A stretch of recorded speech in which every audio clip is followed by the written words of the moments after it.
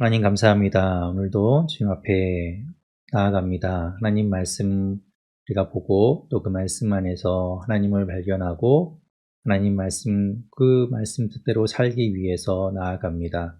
하나님 함께하여 주시옵소서. 하나님께서 붙들어 주시고 이 모든 시간을 주장하여 주시옵소서. 주님께 모든 것 맡겨드리며 예수님 이름으로 기도드립니다. 아멘.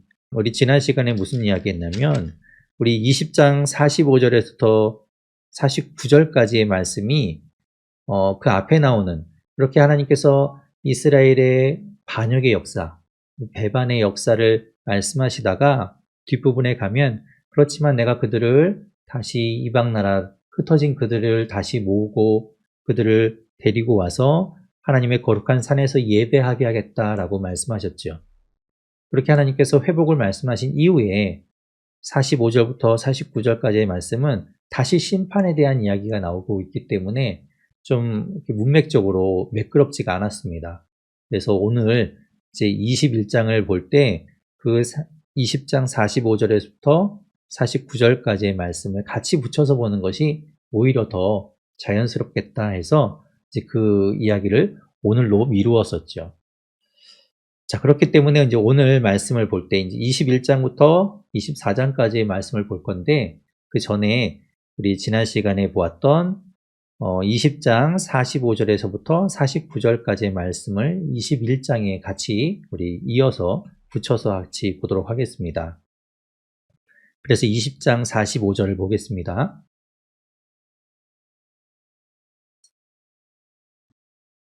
자, 20장 45절을 보면 하나님의 말씀이 에스겔에게 임하여서 이렇게 말씀하시죠. 45절에 말씀하시기를 너는 얼굴을 남으로 향하라 이렇게 말씀하세요. 남으로 향하고 거기에 소리를 내어서 남쪽의 숲을 쳐서 예언하라 라고 말씀하십니다.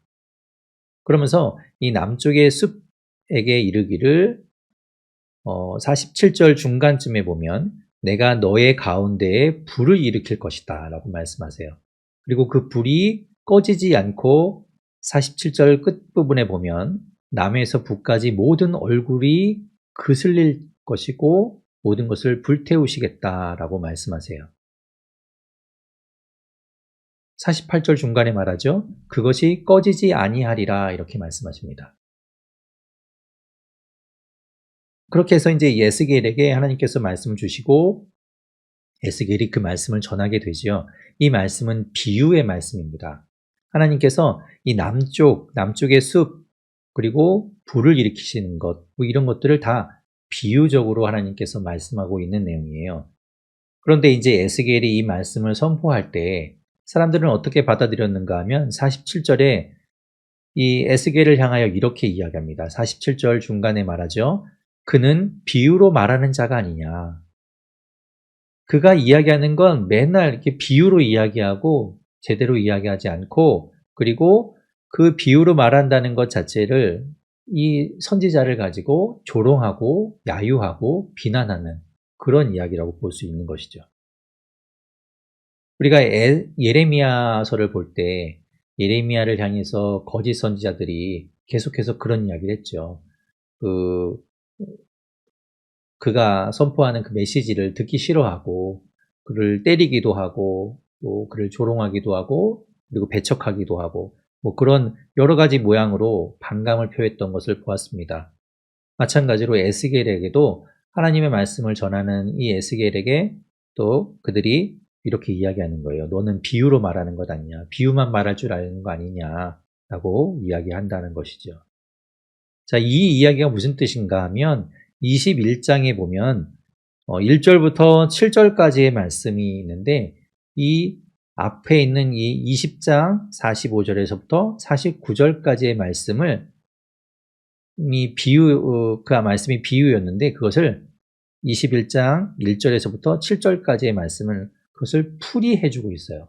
그 앞에 나오는 남이나 남쪽의 숲이나 불이라는 것이 무엇인지에 대해서 하나님께서 이 뒤에 이제 이야기해 주고 계시죠. 보게 되면, 자, 2절에 말씀하세요. 21장 2절입니다.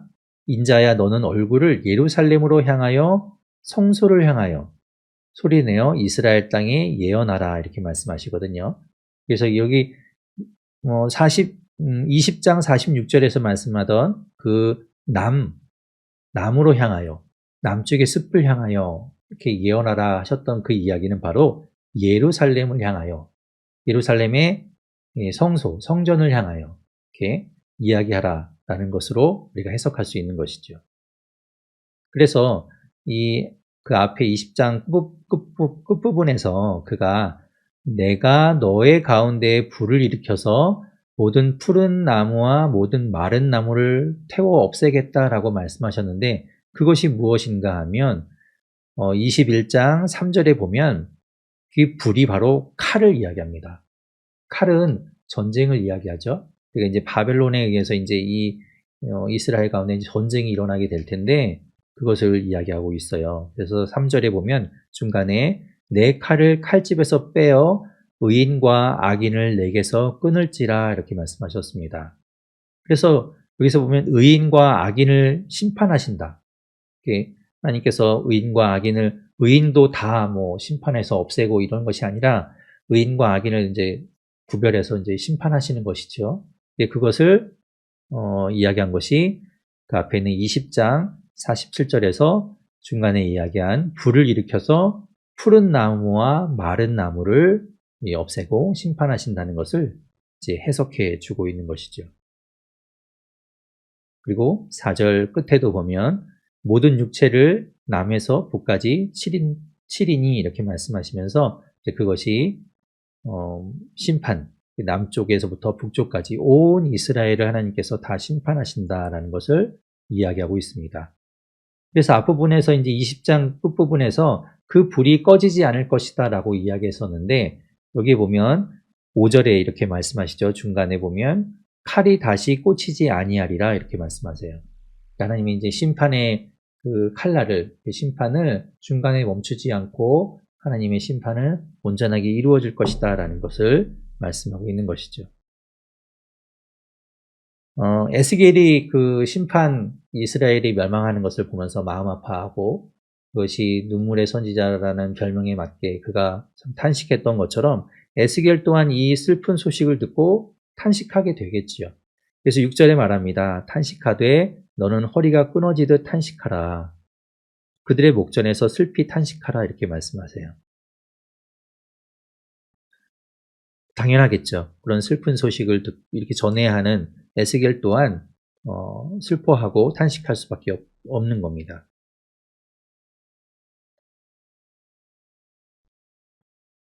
자, 8절부터는 그 앞에 나오는 그 여호와의 칼, 3절에 이야기했던 내 칼집에서 빼어서 이제 치겠다라고 말씀하셨는데 그 칼이 무엇인지, 그 칼이 또 어떤 역할을 하는지에 대해서 좀 더 확대해서 이야기하고 있어요. 9절에 보면 너는 예언하여 여호와의 말씀을 이같이 말하라. 칼이여 칼이여 날카롭고도 빛나도다. 아주 날 서 있는 날카롭게 날이 서 있고 서슬이 퍼런 그런 칼을 이야기하죠. 하나님의 그 심판이 그렇게 서 있다라는 것을 말해주고 있어요.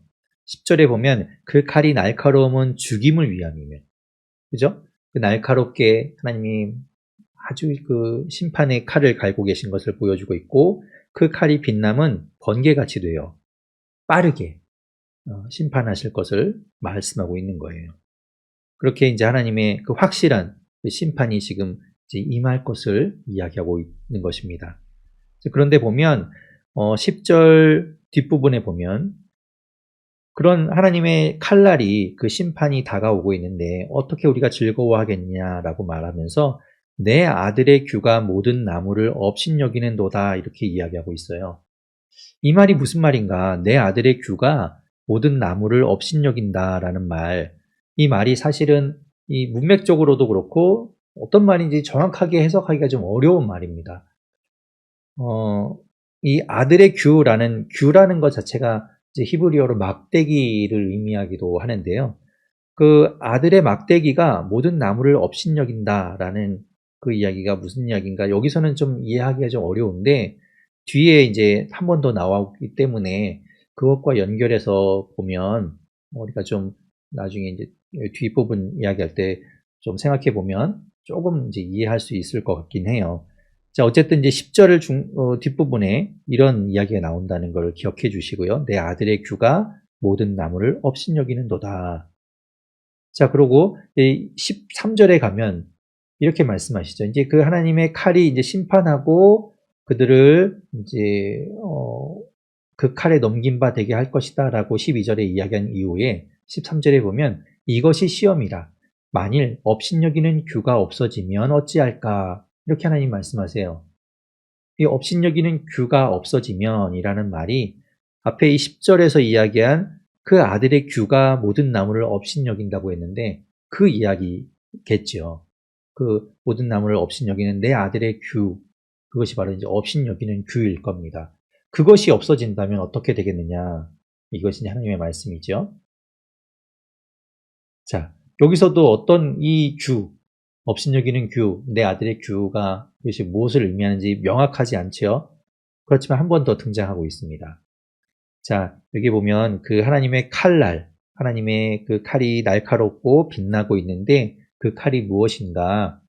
14절 끝에 이렇게 이야기해요. 죽이는 큰 칼이로다. 하나님께서 15절 중간에 말합니다. 번쩍번쩍하는 칼을 세워놓았도다. 자, 이것이 무엇인가? 자, 18절부터 그것에 대해서 하나님께서 조금 더 우리가 알 수 있게 이야기해 주십니다. 19절에 보면 이렇게 이야기해요. 인자야 너는 바벨론 왕의 칼이 올 두 길을 한 땅에서 나오도록 그리되 뭐라고 얘기합니까? 바벨론 왕의 칼이라고 이야기하죠. 하나님이 이제 심판하시는 그 칼을 빼어서 칼집에서 칼을 빼어서 심판하시게 될 텐데 그 칼은 날카롭고 빛나고 있다라고 이야기하셨어요. 아주 잘 갈려진, 그래서 심판하고 모든 악한 것들을 제거해 나가실 텐데 그 심판의 칼은 무엇인가 하면 19절에 이야기하는 바벨론 왕의 칼, 곧 바벨론을 의미한다고 볼 수 있겠죠. 하나님이 그 바벨론을 통해서 이제 이 이스라엘을 심판하시기로 하신 겁니다. 그런데 19절에 보면 그 바벨론 왕의 칼이 이제 오게 될 것인데 그 올 때에 두 가지 갈림길을, 두 길을 만나게 된다는 것이죠. 그래서 하나의 길은 20절에 말하면 암몬 족속의 라빠, 암몬 족속의 수도로 가는 길이고 또 하나는 유다의 예루살렘 성으로 가는 길, 두 가지가 있는데 두 길이 있는데 바벨론 왕이 그 중에서 이제 선택하게 되는 거예요. 근데 21절에 보면 바벨론 왕이 갈림길에서 점을 치게 됩니다. 그 나름의 방법으로 이제 점을 치죠. 그렇게 점을 친 이후에 22절에 보면 예루살렘으로 갈 점괘를 얻게 되었다라고 이야기해서 그가 이제 예루살렘으로 진격해 오게 됩니다. 그래서 이제 예루살렘이 공격을 당하게 되죠. 그리고 그 뒤에 이제 이 암몬은 28절부터 나오는데 그 뒤에 이제 또 다시 그들이 안전한 것이 아니라 예루살렘이 공격당한 이후에 그들 또한 공격받게 됩니다. 그런데 보게 되면 25절에 이런 말씀이 있어요. 하나님이 이제 그 바벨론을 통해서 심판하시게 될 때 25절에 보면 너 극악하여 중상을 당할 이스라엘 왕아 라고 이야기하시거든요. 내 날이 이르렀나니 곧 죄악의 마지막 때이니라 이렇게 말씀하세요. 여기서 이제 우리가 힌트를 좀 얻을 수 있겠죠. 앞에서 10절에서 이야기했던 13절에서 이야기했던 내 아들의 규, 내 아들의 막대기 그것이 모든 나무를 업신여겼다. 그 업신여기는 규, 업신여기는 막대기가 무엇인가 하면 바로 25절에 이야기하는 그 극악하여 중상을 당할 이스라엘 왕을 이야기하는 것이 아닌가 이제 이렇게 우리가 볼 수 있다는 겁니다. 하나님의 말씀이 있었죠. 우리가 문제에서도 풀어보았지만 백향목 가지를 꺾어서 큰 독수리 이제 그 아래에 있도록 이제 심어서 포도나무로 하나님께서 이제 심으셨는데 그들이 그 큰 독수리에게 의지하지 않고 애굽에 의지했던 그 바벨론에 의지하지 않고 애굽에 의지했던 그러니까 하나님의 말씀대로 하지 않고 다른 방법을 찾아갔던 그들이 바로 하나님께서 이야기하는 이 내 아들의 규, 모든 나무를 업신여기는, 말도 듣지 않는, 경고를 무시하는 그들을 이야기하는 것이 아닌가라고 우리가 볼 수 있다는 말입니다. 그래서 하나님이 그 이스라엘 왕, 이제 이 여호야긴 다음 왕인 시드기야 왕을 이야기하겠죠. 그 시드기야 왕을 향하여 이제 이야기하시는 것이라고 우리가 볼 수 있을 것 같아요. 그리고 이제 28절부터는 앞에서 이야기했던 것처럼 바벨론 왕이 올 때 예루살렘으로 가는 길과 암몬의 라빠로 가는 길 중에서 이제 점을 쳐서 예루살렘으로 가게 되는데, 이 암몬 족속 또한 심판받게 됩니다. 그래서 28절부터 그 암몬을 향하여 하나님께서 예언하시는 이야기가 나오죠. 28절에 보면 말합니다. 암몬 족속과 그의 능력에 대하여 이같이 말씀하시면서 그들에게 예언을 하시는 이야기가 나오죠. 암몬 족속은 계속해서 이스라엘과 적대 관계에 있던 나라이기도 하지만, 우리가 이제 예레미야를 보면서 이 전체 남유다의 마지막 때를 우리가 보았는데, 그 예레미야서에서도 나오죠. 예레미야서에서 보면 시드기야 왕이 이제 아주 처참한 모습으로 바벨론의 포로로 끌려가게 된 이후에 바벨론은 이 유다에다가 누구를 총독으로 세워놓는가 하면 그달랴, 그를 총독으로 세워놓습니다. 그런데 예레미야 40장에 나오는 내용인데요. 한번 보겠습니다. 자, 예레미야 40장 14절에 보면 이렇게 말씀하시죠. 이 그달랴에게 사람들이 알려줘요. 14절에 보면 그에게 이제 이른다는 그는 이제 그달랴입니다. 그달랴에게 이르기를 암몬 자손의 왕 바알리스가 내 생명을 뺏으려 한다. 너를 죽이려고 한다. 그래서 느다냐의 아들 이스마엘을 자객으로 보낼 것이다 라고 이야기해 주는데, 이 그달랴는 그 말을 믿지 않습니다. 그래서 이제 결국에는 좀 마음을 놓고 있다가 암살을 당하게 되는 이야기가 나오죠. 그런 여러 가지 것을 보면 이 암몬 족속이 얼마나 이 이스라엘에게 해된 사람들이었는지를 알 수 있어요. 그래서 하나님께서 그들을 향하여 이렇게 심판의 메시지를 주신다는 것을 우리가 알 수 있습니다. 자, 22장을 보게 되면 오늘 보게 되는 21장부터 이제 24장까지의 내용은 이스라엘 남유다를 향하여 하나님께서 심판의 메시지를 말씀하시는 에스겔의 내용 중에 이제 끝부분이에요. 다음 시간에 보게 되는 이제 25장부터의 이야기는 그 유다를 향한 하나님의 심판의 메시지가 아니라 이제 열방을 향해서 주신 이방을 향한 메시지와 함께 이제 그 뒤에는 회복의 메시지가 나오게 되는데, 자, 그래서 이제 절정에 다다르는 거죠. 이 남유다를 향한 이스라엘을 향한 하나님의 심판의 메시지가 이제 절정을 향해서 이제 가고 있는 것을 우리가 볼 수 있어요.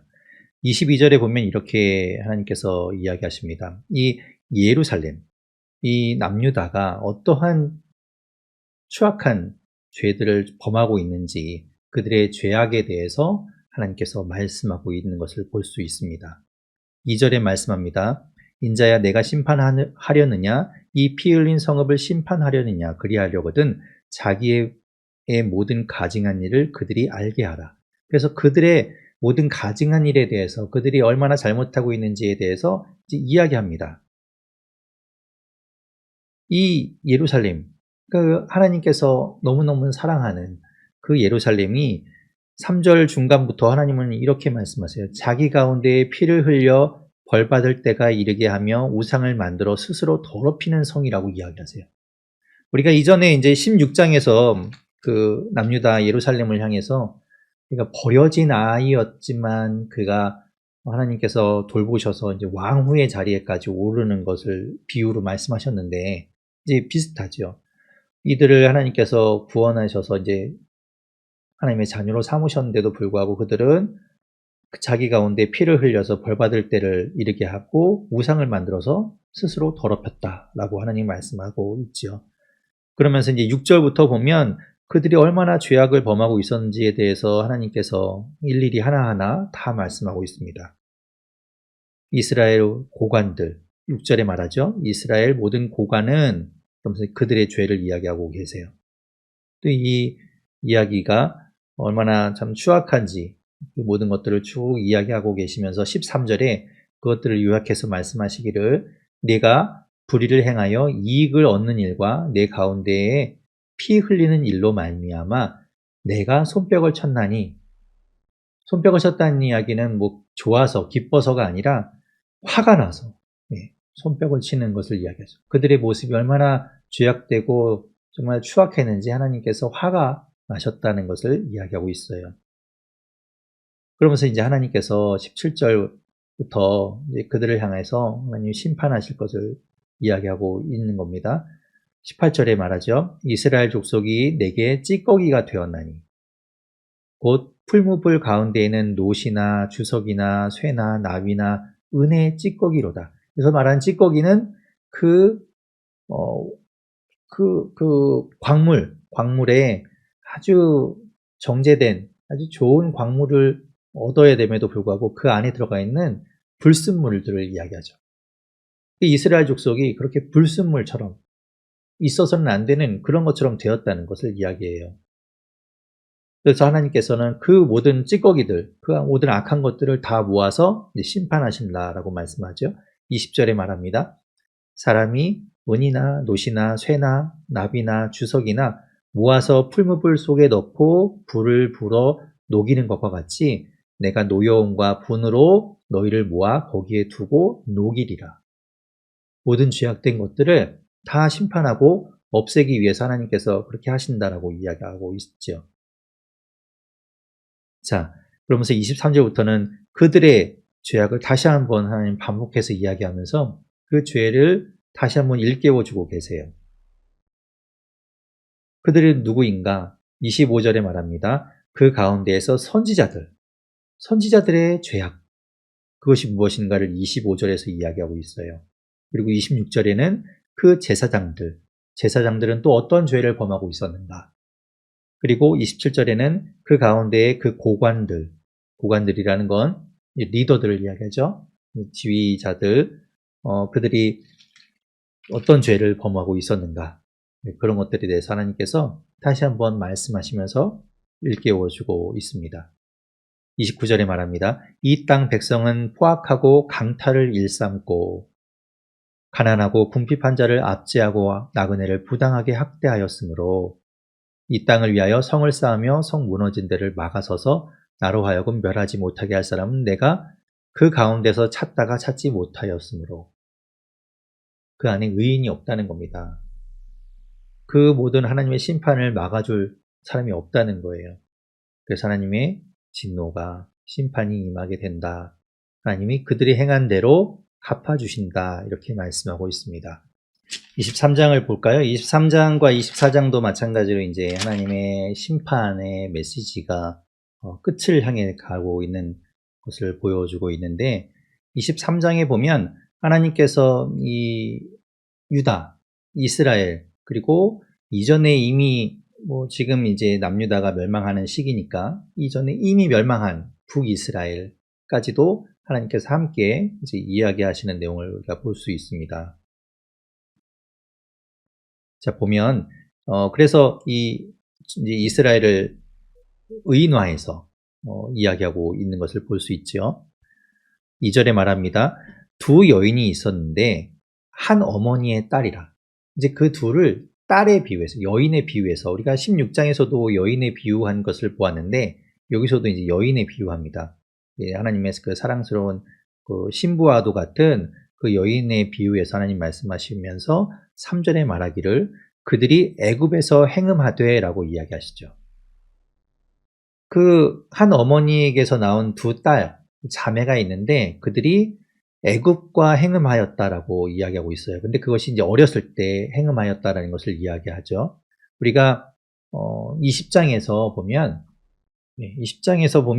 8절과 9절에 그 이스라엘의 어떤 죄악의 역사를 이야기하실 때 애굽에 있을 때 그들이 애굽의 노예로 있을 때에 이 이집트 애굽의 우상들을 섬겼다라고 하나님께서 말씀하세요. 그래서 이제 그들이 하나님이 말씀하시기를 그 애굽의 신들을 버리라고 하셨음에도 불구하고 그들이 반역하여서 여전히 그 신들을 버리지 못했기 때문에, 그래서 하나님이 제가 말씀드린 것은 그 10가지 재앙은 바로 그들이 하나님의 말씀 듣지 않고 계속해서 섬겼던 그 이집트의 신들을 멸하는, 파괴하는 그 10가지 재앙이었다는 것을 말씀드렸는데, 이제 그 모든 것들이 이제 애굽에서 행음한 것을 이야기하는 거겠죠.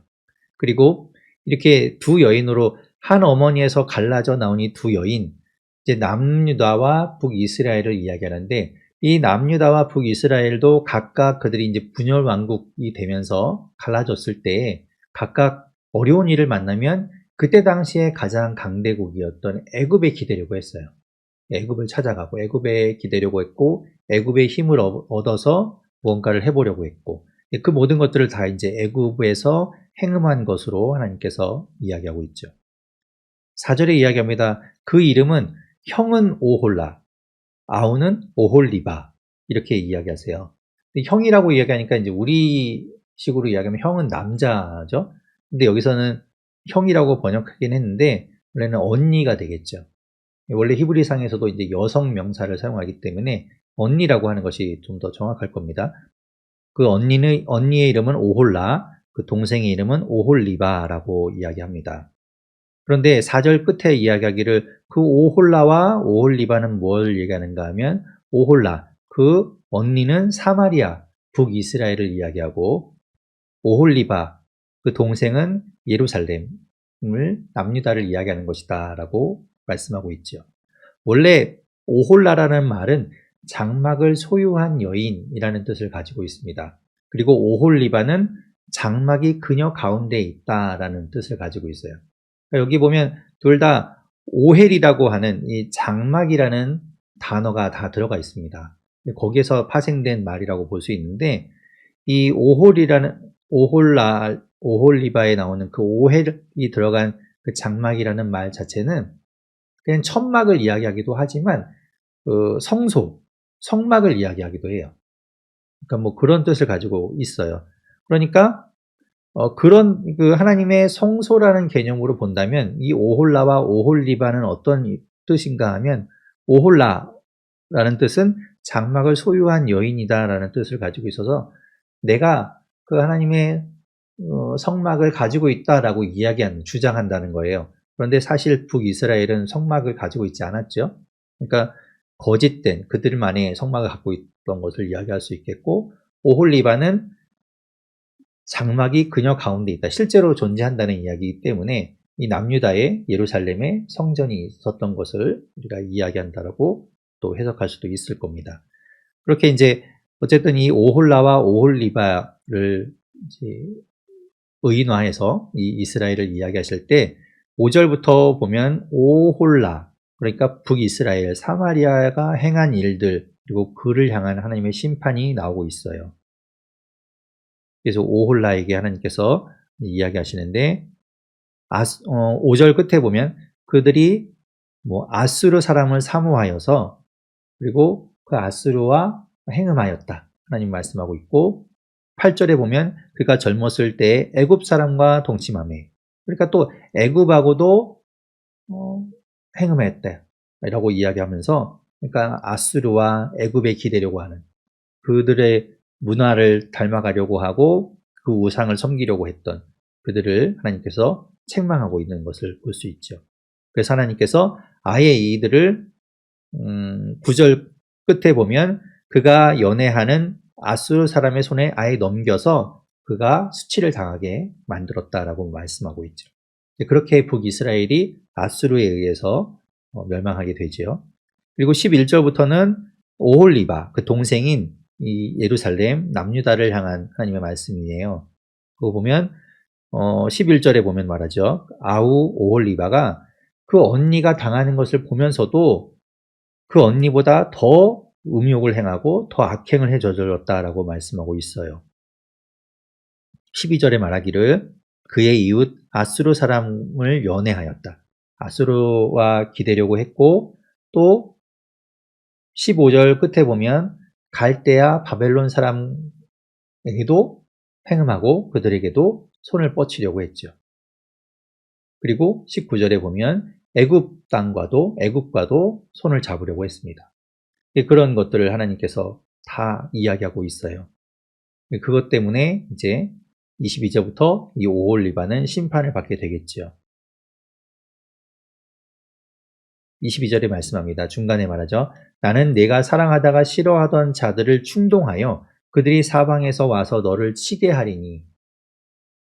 이 오홀리바가 사랑하고 손잡으려고 했던 아수르는 네, 없어졌다고 하더라도 바벨론, 애굽 이런 여러 나라들에 손대려고 했지만 결국 이 이방인들이 와서 그를 치게 될 것이다 라고 말씀하고 있죠. 자, 그래서 이제 하나님께서 이 오홀리바로 칭하고 있는 이 남유다가 이제 심판받게 될 것을 쭉 이야기하고 있습니다. 자, 그런 내용들을 이야기하고 있고, 36절부터는 이 오홀라와 오홀리바와 함께 그들을 함께 하나님이 이제 심판하시는 내용이 나옵니다. 36절에 보면 인자야 내가 오홀라와 오홀리바를 심판하려느냐 그러면 그 가증한 일을 그들에게 말하라. 그들이 어떠한 일들을 행하였는가. 우리가 22장에서 고관들이 어떠한 죄를 저질렀는지 선지자와 제사장들은 어떠한 악행을 저질렀는지 이야기했던 것처럼 그 오홀라와 오홀리바가 행한 일들에 대해서 하나님께서 낱낱이 다 이야기하고 계시는 것을 볼 수 있죠. 그래서 46절 끝에 보면 그들이 공포와 약탈을 당하게 하라. 그래서 심판받게 하라 말씀하고 있죠. 47절 보면은 그들을 돌로 치며 칼로 죽이고 그 자녀도 죽이며 그 집들을 불사르리라. 하나님 완전히 심판하시겠다라고 말씀하세요. 왜냐하면 그들이 악행을 저질렀기 때문에 그들의 죄로 인해서인 것이죠. 그래서 48절에 보면 이같이 내가 이 땅에서 음란을 그치게 한즉 모든 여인이 정신이 깨어 너희 음행을 본받지 아니하리라. 본보기로 삼겠다. 하나님 말씀하고 있습니다. 그리고 이제 24장은 이제 이 남유다를 향한 하나님이 말씀하시는 예루살렘을 향한 심판에 대해서 이제 마지막 얘기가 되게 되는데 24장에서는 두 가지 비유, 두 가지 말씀이 나오게 됩니다. 그러면 1절에 보면 이렇게 말씀하시죠. 아홉째 해, 열째 달, 열째 날에 하나님의 말씀이 에스겔에게 임하게 됩니다. 그래서 이제 우리가 이 에스겔서에서 나오는 것처럼 때를 알려주고 있죠. 언제라고 말하냐면 아홉째. 그러니까 이들이 이 에스겔과 여호야긴 왕이 잡혀오던 2차 포로 이후 아홉째, 9년이 지난 것이죠. 아홉째의 열째 달, 열째 날. 이 날은 굉장히 중요한 날입니다. 어떤 날인가 하면 바로 예루살렘이 공격받게 되는 날입니다. 이제 예루살렘이 포위되는 날이라고 볼 수 있죠. 우리 열왕기하 25장 1절에 보면 이렇게 말씀하고 있어요. 열왕기하 25장 1절에 보면 시드기야 왕 제9년 열째 달 10일 그때 바벨론의 왕 느부갓네살이 모든 군대를 거느리고 와서 예루살렘을 치러 올라와서 이제 포위하게 됩니다. 이때부터 포위가 시작되어서 시드기야 왕 제11년까지 계속되게 되죠. 2년 동안 포위를 당하게 됩니다. 공격받게 돼요. 바로 이 날이 바로 이 날이죠. 그 시드기야 왕 제9년 열째 달 10일. 우리가 24장 1절에서 보는 해와 같죠. 네.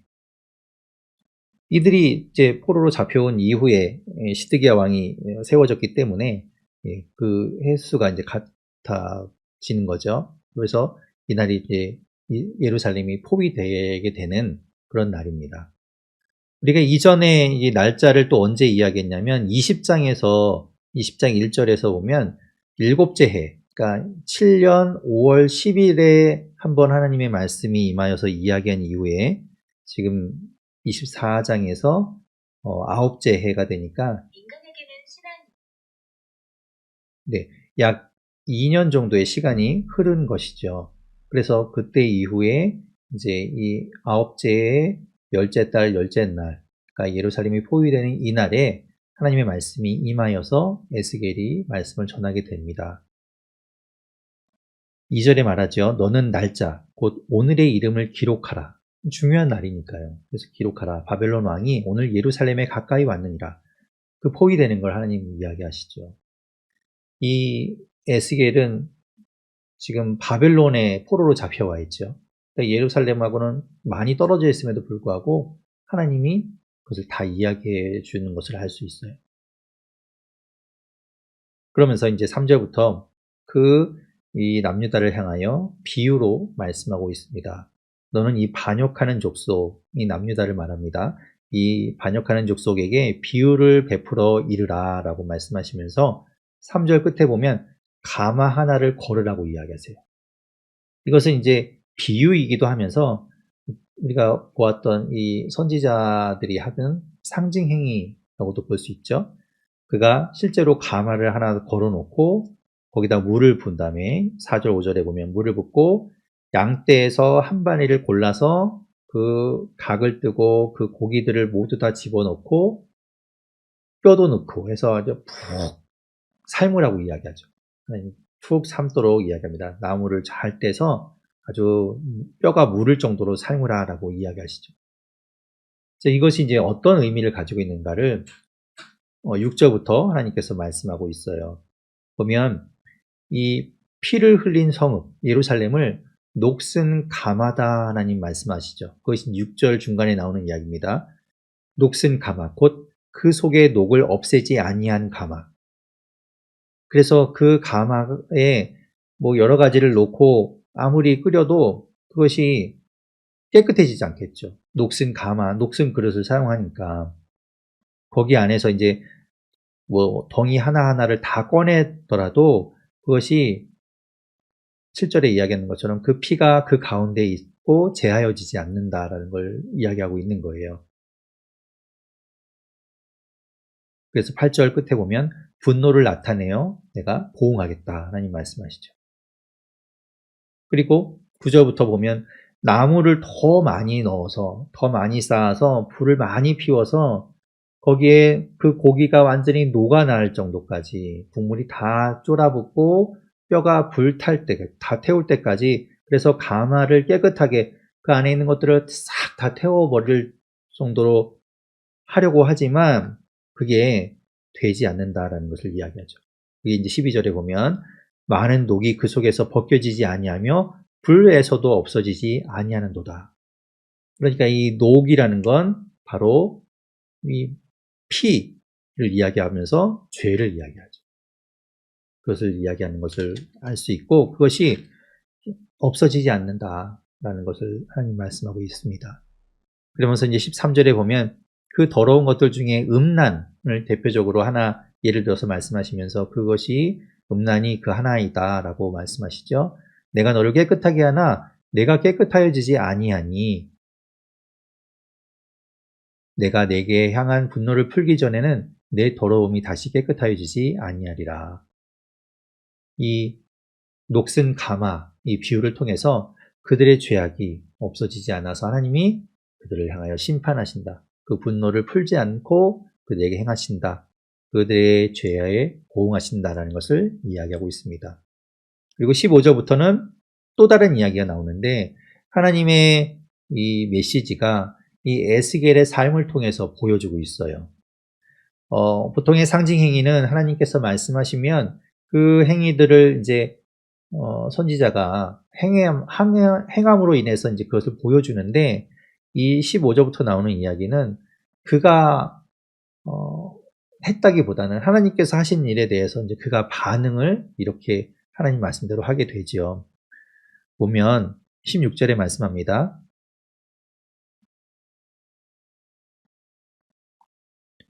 내가 내 눈에 기뻐하는 것을 한번 쳐서 빼앗겠다라고 말씀하세요. 에스겔이 기뻐하는 것, 에스겔이 아끼는 것, 에스겔이 사랑하는 그것을 하나님께서 쳐서 빼앗겠다라고 말씀하시죠. 하지만 너는 슬퍼하거나 울거나 눈물을 흘리거나 하지 말아라. 조용히 단식해라. 17절에 말합니다. 슬퍼하지 말고 조용히 단식하고 수건으로 허리를 동이고 발에 신을 신고 입술을 가리지 말고 초상집에서 먹는 음식을 먹지 말라. 그러니까 이제 진짜 이 죽음을 맞이할 텐데 그 죽음 앞에서 네가 보통 때 하는 것처럼 그렇게 똑같이 애도하지 말고 아주 진짜 그 슬픔을 참으라고 이야기하시죠. 나타내지 말아라. 그것을 이제 하나님께서 말씀하셔서 그가 이제 백성들에게 그 이야기를 전해주고 선포한 이후에 18절에 보면 내가 아침에 백성에게 말했더니 저녁에 내 아내가 죽었으므로 그 하나님께서 말씀하신 에스겔의 기뻐하는 것 그것은 바로 그의 아내였던 것이죠. 그 아내가 그 이제 죽음을 맞이하게 됩니다. 근데 그 죽음 앞에서 그가 어떻게 행동하는가 하면 하나님 말씀하신 대로 얼마나 아프고 슬프겠습니까마는 하나님 말씀하셨기 때문에 그 슬픔을 최대한 억누르고 그걸 드러내지 않으려고 하지요. 하나님 말씀하셨기 때문에 그래서 그렇게 행합니다. 사람들이 와서 묻죠. 어떻게 된 일이냐? 네가 지금 하고 있는 일, 네가 이런 슬픔을 당하고도 왜 이렇게밖에 애도하지 않느냐라고 이야기할 때 그가 이야기하는 겁니다.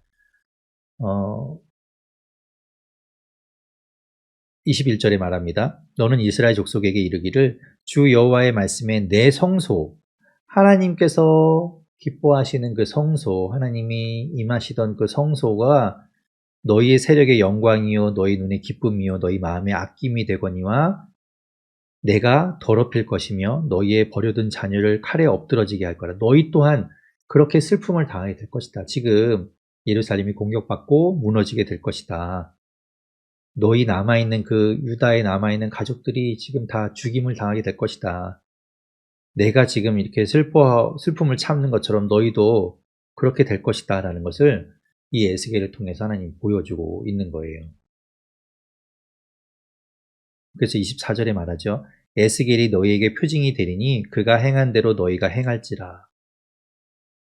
그것이 이루어지는 것을 보면 내가 여호와인 줄을 너희가 알리라. 하나님 말씀하시죠. 이 에스겔을 통해서 하나님이 보여주고 있는 거예요. 너희가 이제 그렇게 심판받고 슬픔을 당하게 될 것이다. 라고 그런 말씀을 보여주고 있습니다. 그러면서 25절부터 27절까지 말씀은 인자야 내가 그 힘과 그 즐거워하는 영광과 그 눈이 기뻐하는 것과 그 마음이 간절하게 생각하는 자녀를 데려가는 날, 그 하나님의 이제 심판이 이루어지는 그 날, 27절에 보면 그날에 내 입이 열려서 도피한 자에게 말하고 다시는 잠잠하지 아니하리라 이렇게 이야기하세요. 그러니까 이 이후에 어쩌면 하나님께서 이 에스겔에게 어떤 말씀을 주셨는지 모르겠지만 그가 입을 닫고 있었는데 하나님의 심판의 날, 그러니까 이 남자가 완전히 멸망하는 그 날에 그가 입을 열어서 그 흩어지는 자들에게 또 하나님의 메시지를 선포하게 될 것을 이야기하고 있는 것이죠. 이렇게 24장까지 하나님의 심판, 이 남유다를 향한 예루살렘을 향한 심판의 메시지가 나오고 있는 것을 볼 수 있습니다. 오늘 이야기 전체는 하나님의 그 진노가 이스라엘에게 행하여지는 이야기들이 주로 나왔기 때문에 좀 무겁고 또 그들의 죄악상을 우리가 보아야 하는 것이 좀 어려운 마음이 들 수도 있지만 하나님께서는 계속해서 이야기하는 것이 그것들을 통해서 하나님은 그들을 정결하게 하시고 결국에는 하나님의 마음은 그들을 살리는 것이 목적이라서 하나님이 그들을 심판하시지만 그들의 악한 것들을 제하여 버리려고 하신다는 것. 그래서 그 일들을 통해서 주 여호와가 그들의 하나님인 것을 알게 하는 것. 그것이 하나님의 목적이라는 것을 계속해서 하나님은 드러내고 계시죠. 하나님 감사합니다. 오늘도 하나님 말씀을 보았습니다. 하나님, 그렇지만 그 안에 말씀이 때로는 무섭기도 하고 그 말씀이 참 끔찍하기도 하고 좀 우리가 받아들이기 어려운 말씀이기도 하지만 하나님은 분명하게 말씀하십니다. 그 가운데서 우리에게 주시는 메시지는 우리가 그 악한 것들을 바라보면서 우리 안에 있는 것들도 또한 보게 하시고 그것들을 제하여 버리고 하나님 말씀 앞에 우리가 온전히 설 수 있게 하셔서 우리를 살리시는 것, 그것이 바로 하나님의 마음이라는 것을 또한 알게 됩니다. 그것들을 통하여 우리는 깨닫습니다. 주 여호와가 우리 하나님인 것 우리가 잊지 않고 그것 붙들고 하나님 말씀대로 살아가게 하여 주시옵소서. 하나님, 또 날이 차고 또 여러 가지 또 어려움 속에 있지만 하나님께서 함께 해주시고 지켜주시옵소서. 건강도 지켜주시고 사업도 지켜주시고 하나님 모든 삶을 지켜주셔서 하나님의 품 안에서 우리가 안전하게 거할 수 있게 하여 주옵소서. 하나님께 모든 것 감사드리며 예수님 이름으로 기도드립니다. 아멘.